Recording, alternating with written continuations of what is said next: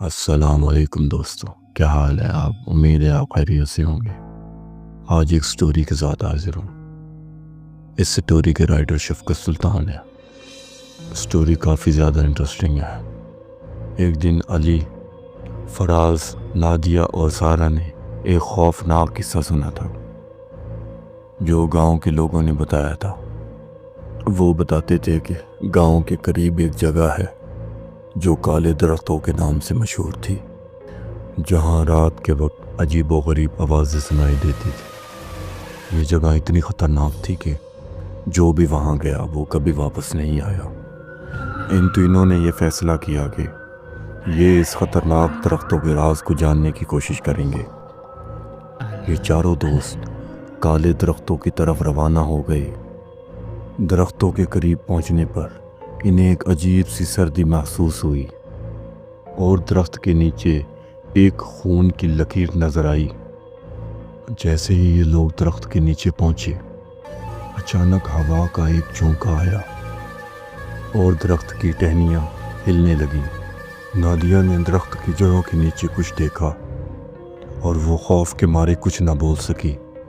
جب اس نے قریب جا کر دیکھا تو وہ ایک انسانی ہڈی تھی۔ اس نے فوراً علی کو بتایا، لیکن کچھ دیر بعد ایک زوردار آواز آئی اور اچانک ایک درخت سے دروازہ کھل گیا۔ اندر ایک خوفناک شخصیت کھڑی تھی جس کی آنکھوں میں خون سوار تھا۔ وہ کسی جادوگر کا سایہ لگ رہا تھا۔ اس نے کہا کہ جو بھی اس درخت کے راز کو جاننے کی کوشش کرے گا وہ کبھی زندہ نہیں بچ پائے گا۔ اسی لمحے اس جادوگر نے علی اور فرحان کو مار دیا۔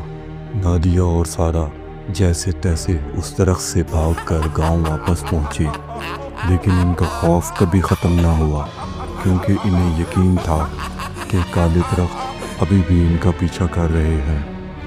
تو اگلی کہانی شروع کرتے ہیں۔ یہ کہانی 5 دوستوں کی ہے، جن میں سے 2 دوست علی اور نادیہ بہت زیادہ تجسس پسند تھے اور ہر جگہ جانا چاہتے تھے جہاں لوگوں کا خیال تھا کہ وہاں جن یا بھوت ہوتے ہیں۔ ایک دن انہوں نے فیصلہ کیا کہ وہ ایک پرانے اور سنسان مکان میں جائیں گے جس کے بارے میں گاؤں والے کہتے تھے کہ وہاں رات کے وقت عجیب و غریب آوازیں آتی ہیں، اور کئی لوگوں نے وہاں جا کر اپنی جان گنوا دی ہے۔ یہ مکان ایک پہاڑ کے اوپر تھا اور اس کے ارد گرد گھنے درخت تھے۔ جب یہ 5 دوست رات کے وقت اس مکان میں پہنچے تو ماحول بہت ہی زیادہ خوفناک تھا اور دروازہ خود بخود کھل گیا تھا اور وہ اندر داخل ہو گئے۔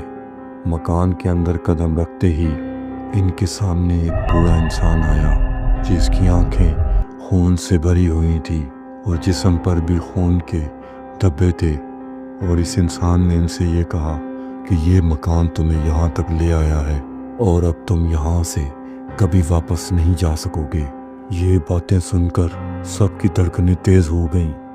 نادیہ اور سارہ نے فوراً مکان سے باہر نکلنے کی کوشش کی، لیکن دروازہ بند ہو چکا تھا، اور اچانک اس انسان نے اپنے ہاتھوں سے ایک دروازہ کھولا اور اندر کچھ روحوں کو نکالا، اور ان روحوں میں سے ایک نے علی کو پکڑا اور اس کی گردن اڑا دی، اور باقی دوست ڈر کے مارے کونوں میں چھپنے لگے، لیکن ایک ایک کو ڈھونڈ ڈھونڈ کر وہ مارنے لگے۔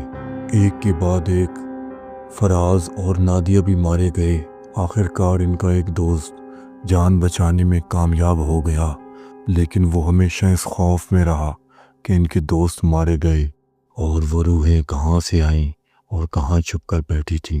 ان دونوں کہانیوں میں خوفناک اور خطرناک تجربہ دیکھنے کے بعد ساتھ ساتھ ایک اہم سبق بھی ہے کہ کبھی بھی ایسی جگہوں پر جانے کی کوشش نہیں کرنی چاہیے جہاں انجام خطرناک ہو سکتا ہے۔